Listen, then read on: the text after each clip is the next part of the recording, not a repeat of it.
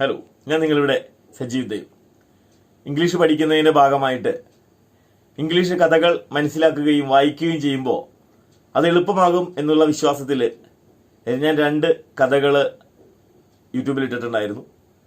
അതിൽ തന്നെ പ്രശസ്ത എഴുത്തുകാരനായ ബ്രിട്ടീഷ് എഴുത്തുകാരൻ സ്റ്റീഫൻ പിയർമൈൻ എന്നയാളുടെ നൈറ്റ് ഔൾ എന്ന കഥ 1-ാം ഭാഗം മലയാള പരിഭാഷയോടുകൂടി നിങ്ങൾ കണ്ടു കാണും. അതിൻ്റെ 2-ാം ഭാഗം ഇന്ന് ഞാൻ അപ്ലോഡ് ചെയ്യുകയാണ്. നിങ്ങളത് കാണുക. എൻ്റെ ചാനൽ ഇതുവരെ നിങ്ങൾ സബ്സ്ക്രൈബ് ചെയ്തിട്ടില്ലെങ്കിൽ സബ്സ്ക്രൈബ് ചെയ്യുക. Thank you very much.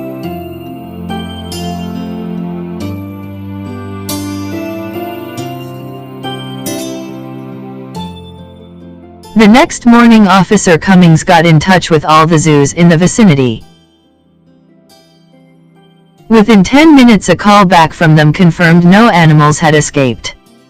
Disappointment was felt. അടുത്ത ദിവസം രാവിലെ കമ്മിങ്സ് ചുറ്റുപാടുമുള്ള എല്ലാ മൃഗശാലകളുമായും ബന്ധപ്പെട്ടു. 10 മിനിറ്റുകൾക്കുള്ളിൽ അവർ തിരിച്ചു വിളിക്കുകയും ഒരു മൃഗവും രക്ഷപ്പെട്ടു പോയിട്ടില്ലെന്ന് ഉറപ്പു നൽകുകയും ചെയ്തു. തീർത്തും നിരാശ അനുഭവപ്പെട്ടു. That night, another grisly murder. This time it was a young woman while she headed home from work. അന്നു രാത്രി മറ്റൊരു ക്രൂരമായ മരണം.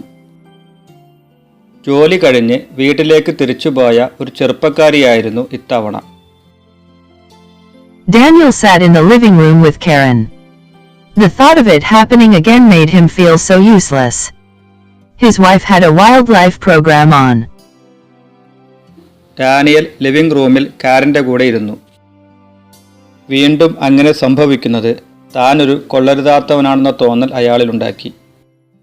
അയാളുടെ ഭാര്യ ഒരു വൈൽഡ് ലൈഫ് പ്രോഗ്രാം കണ്ടുകൊണ്ടിരിക്കുകയായിരുന്നു. If the truth be told, he wasn't paying much attention to it, as his mind was elsewhere. The case was all he thought about these days, even when at home. It had become an obsession. സത്യം പറഞ്ഞാൽ അയാളുടെ മനസ്സ് വേറെങ്ങോ ആയിരുന്നതിനാൽ അയാൾ വേണ്ടത്ര ശ്രദ്ധ കൊടുക്കുന്നുണ്ടായിരുന്നില്ല. ഈ ദിവസങ്ങളിൽ വീട്ടിൽ പോലും അയാൾ കേസിനെക്കുറിച്ച് മാത്രമേ ചിന്തിച്ചിരുന്നുള്ളൂ. അതൊരു ഒഴിയാബാധ പോലെ ആയിത്തീർന്നിരുന്നു. Karen nudged him. Daniel turned to her. Sorry, love. It's just work, you know how it is. He felt bad.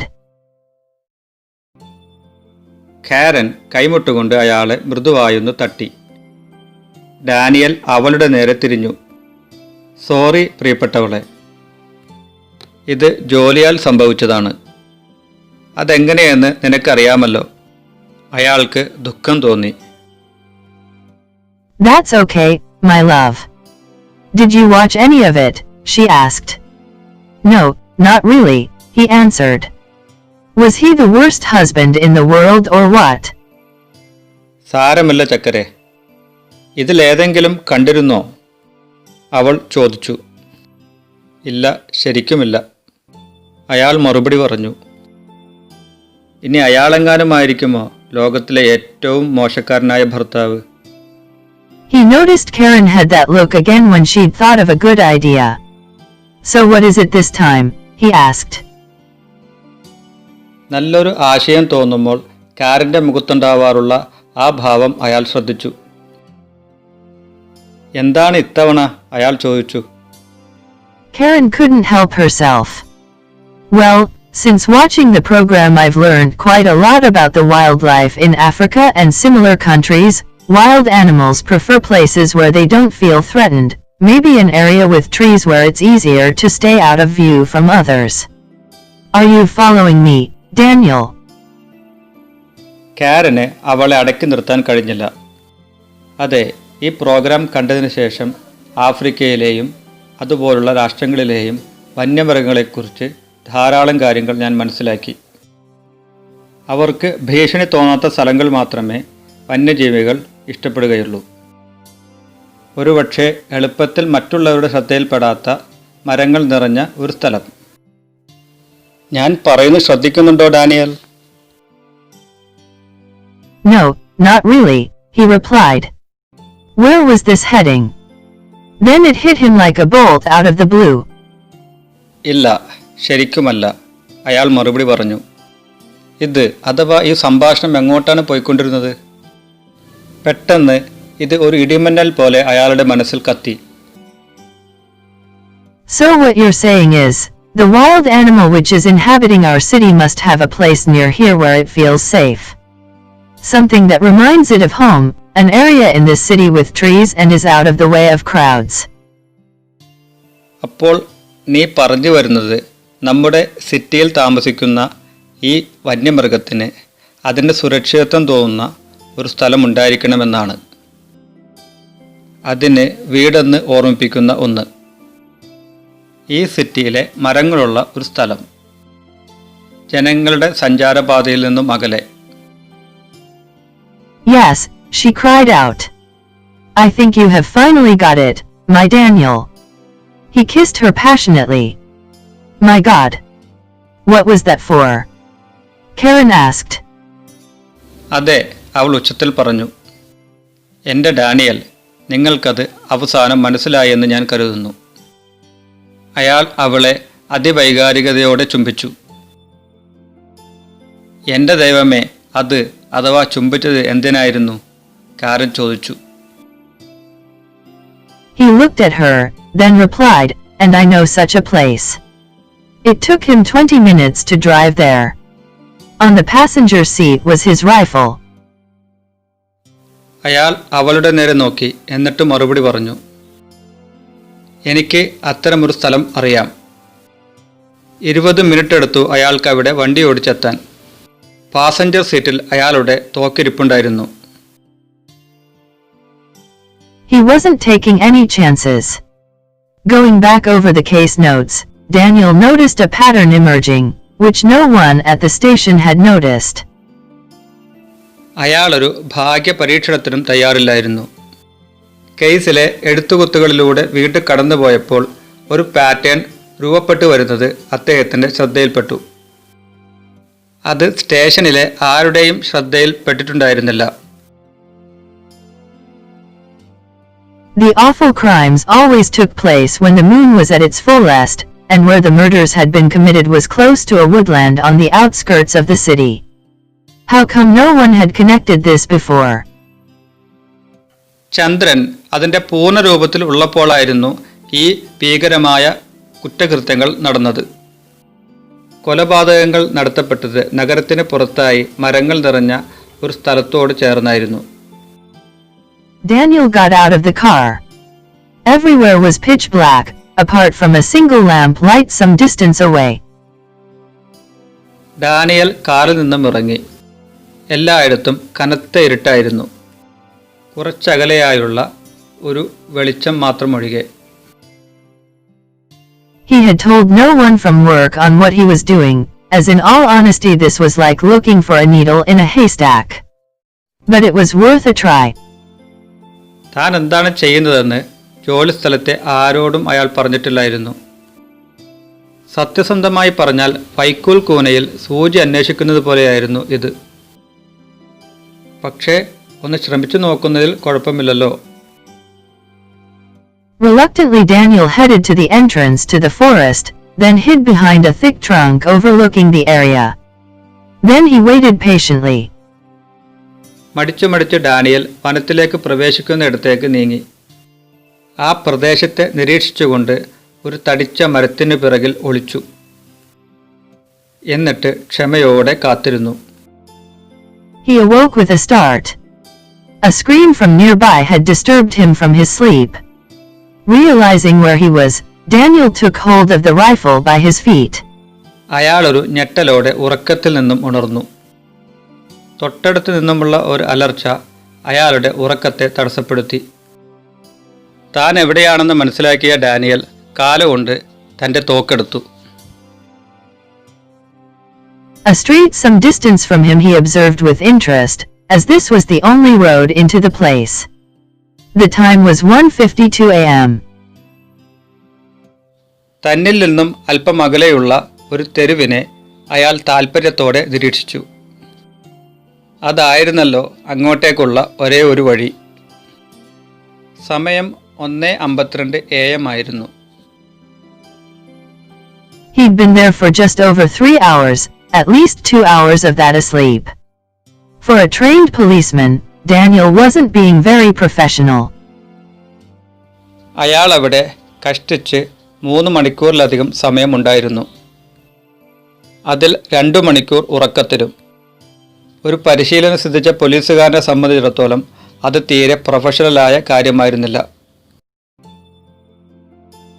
He realized suddenly that the moon wasn't at its fullest, and from what he'd learned earlier, the chance of the animal attacking anyone tonight was unsure.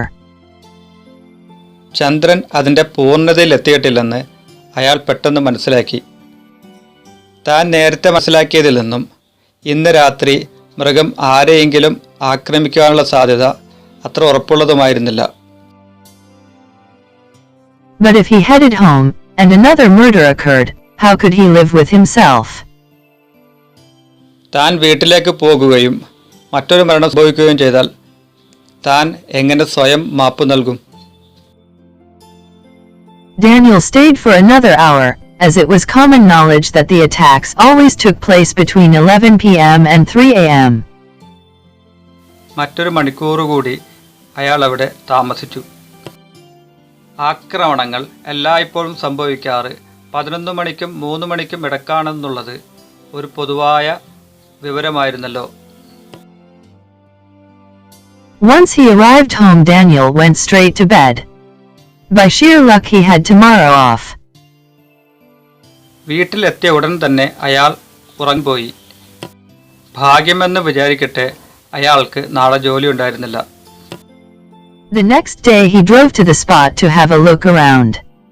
In the forest a briefcase, which had been well hidden under some growth, was found a fair way in.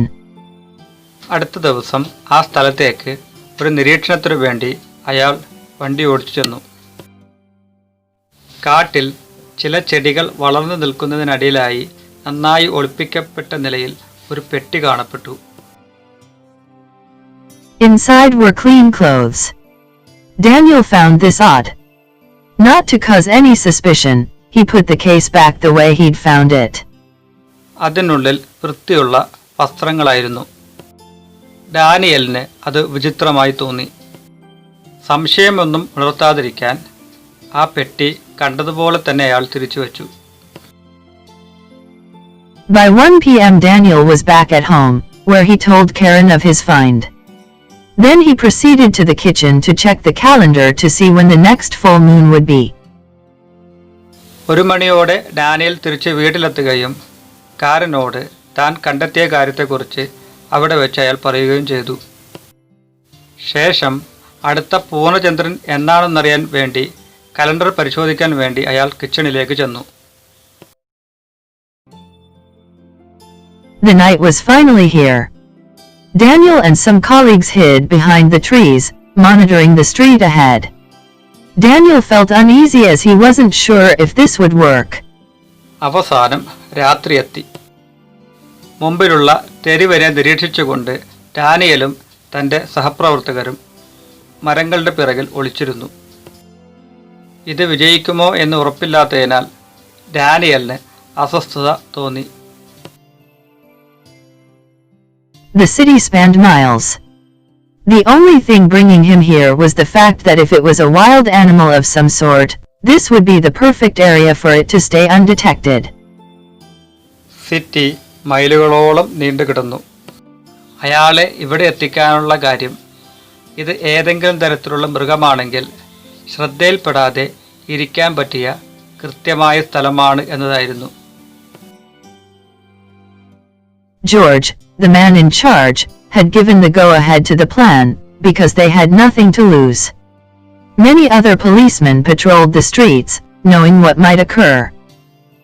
ചാർജുള്ള ഉദ്യോഗസ്ഥനായ George പദ്ധതിക്ക് സമ്മതം നൽകിയിട്ടുണ്ടായിരുന്നു. അവർക്ക് നഷ്ടപ്പെടാൻ ഒന്നുമില്ലായിരുന്നല്ലോ. എന്ത് സംഭവിക്കാം എന്നറിഞ്ഞുകൊണ്ട് മറ്റു ചില പോലീസുകാർ തെരുവുകളിലൂടെ patrolling നടത്തുന്നുണ്ടായിരുന്നു. The time was 12:07 a.m. All of them waited patiently. Half an hour later there was still no sign of the bloody thing.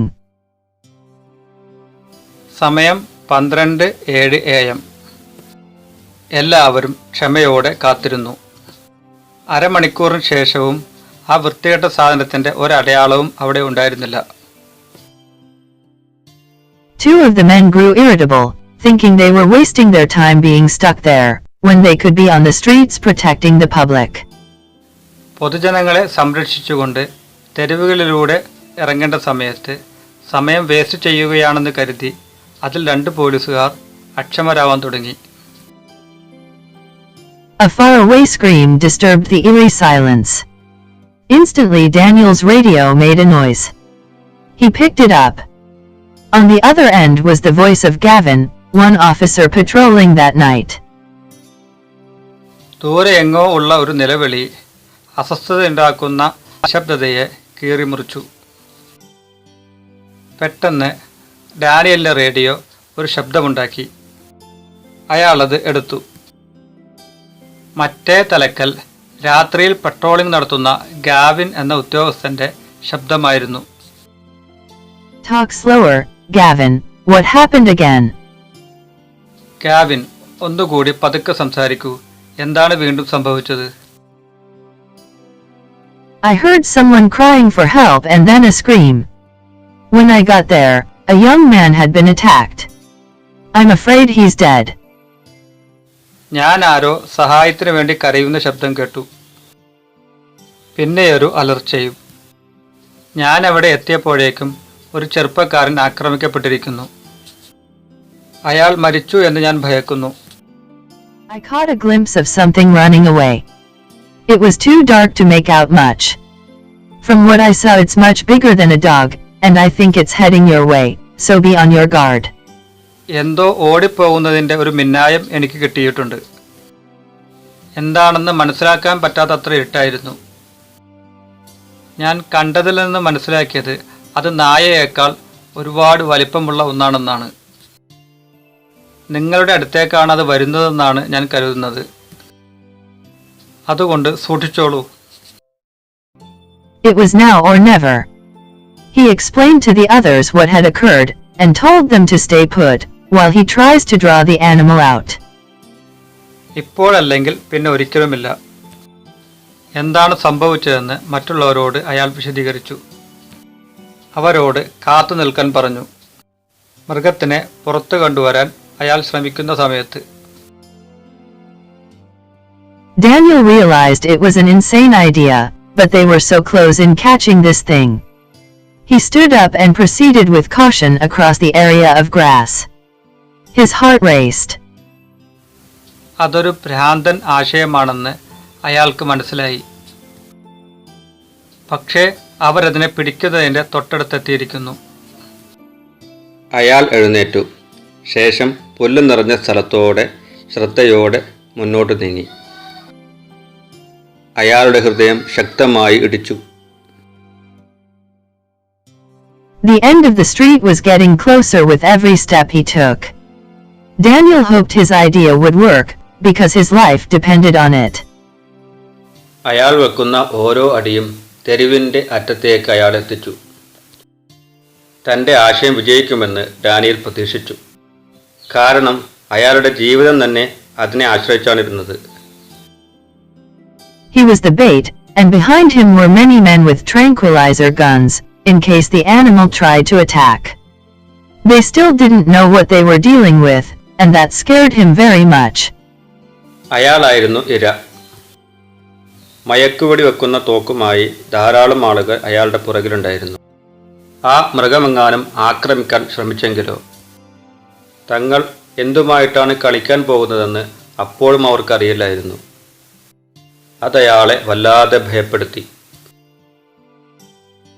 On the nearest house on the right-hand side of the street, a small shadow appeared, as something made its way down the road towards them. തെരുവിൻ്റെ വലതുവശത്തുള്ള തൊട്ടടുത്തുള്ള വീടിന്മേൽ ഒരു നിഴൽ പ്രത്യക്ഷപ്പെട്ടു. ആ വഴിയിലൂടെ അവരുടെ നേരെ എന്തോ ഒന്ന് നീങ്ങിയതിനാൽ. Daniel stood his ground, the rifle by his side. The shadow quickly got bigger as the animal got closer. Suddenly it was observed while it walked from the street to the area of grass. Daniel നിന്നയിടത്ത് തന്നെ നിന്നു. തോക്ക് തൻ്റെ കൂടെ തന്നെയുണ്ട്. മൃഗം അടുത്തു വരുന്തോറും നിഴൽ വലുതാവാൻ തുടങ്ങി. തെരുവിൽ നിന്ന് പുല്ല് നിറഞ്ഞ സ്ഥലത്തേക്കത് നടന്നപ്പോൾ അതിനെ പെട്ടെന്ന് കാണാൻ കഴിഞ്ഞു. The beast was huge, with long dirty fur, and the face of a demon. Inside its mouth were long sharp teeth. It made a terrifying sound as it charged at the police officer. വളരെ വലുതായിരുന്നു ആ ജന്തു. നീണ്ട വൃത്തികെട്ട രോമം നിറഞ്ഞത്. ഒരു ചെകുത്താന്റെ മുഖം. വായിനകത്ത് നീണ്ട മൂർച്ചയേറിയ പല്ലുകൾ. പോലീസ് ഓഫീസർക്ക് നേരെ കുതിച്ചപ്പോൾ അത് ഭീകരമായ ഒരു ശബ്ദം പുറപ്പെടുവിച്ചു. Daniel stayed where he was. 5 shots were heard as they echoed noisily around him. The beast halted, while it made a whimpering noise. Daniel നിന്നയിടത്ത് തന്നെ നിന്നു. അയാളുടെ ചുറ്റും വലിയ പ്രതിധ്വനികൾ ഉണ്ടാക്കിക്കൊണ്ട് 5 വെടിയൊച്ചകൾ മുഴങ്ങുന്നത് കേട്ടു. ഞരങ്ങുന്ന ശബ്ദമുണ്ടാക്കിക്കൊണ്ട് ആ ജന്തു നിന്നു. Then it ran back to the street injured. Daniel couldn't let it get away and followed it to the road. Halfway up the street it was seen, while it lay still. പരിക്കുമായി അത് തെരുവിലേക്ക് തിരിച്ചോടി. അതിനെ രക്ഷപ്പെടാൻ അനുവദിക്കാൻ ഡാനിയലിന് കഴിയുമായിരുന്നില്ല. അതിനെ road വരെ പിന്തുടർന്നു. തെരുവിന് പകുതി എത്തിയപ്പോൾ അതിനെ കാണപ്പെട്ടു. അത് അനങ്ങാതെ കിടക്കുകയായിരുന്നു. He proceeded towards it, his rifle pointed at the animal, just in case it was a trick. As he got nearer, Daniel noticed the fur wasn't so thick as previously. അയാൾ അതിന് നേരെ നീങ്ങി. തോക്ക് മൃഗത്തിന് നേരെ ചൂണ്ടിക്കൊണ്ട്.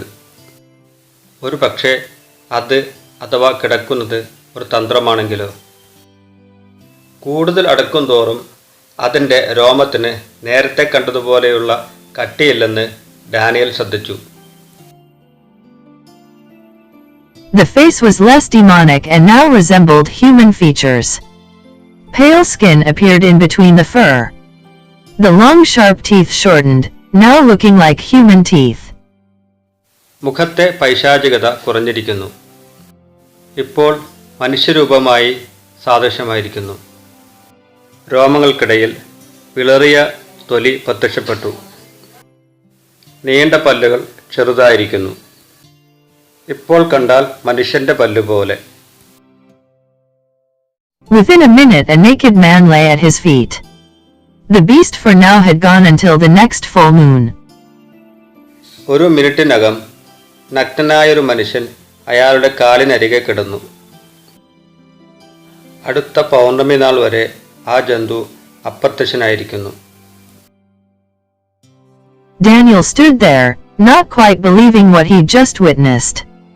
After all this time he'd finally got his man, and it felt good. Daniel അവിടെ തന്നെ നിന്നു. താൻ ഇപ്പോൾ കണ്ട കാര്യം വിശ്വസിക്കാൻ കഴിയാതെ. എല്ലാം കഴിഞ്ഞപ്പോൾ തനിക്ക് തൻ്റെ ആളെ കിട്ടിയിരിക്കുന്നു.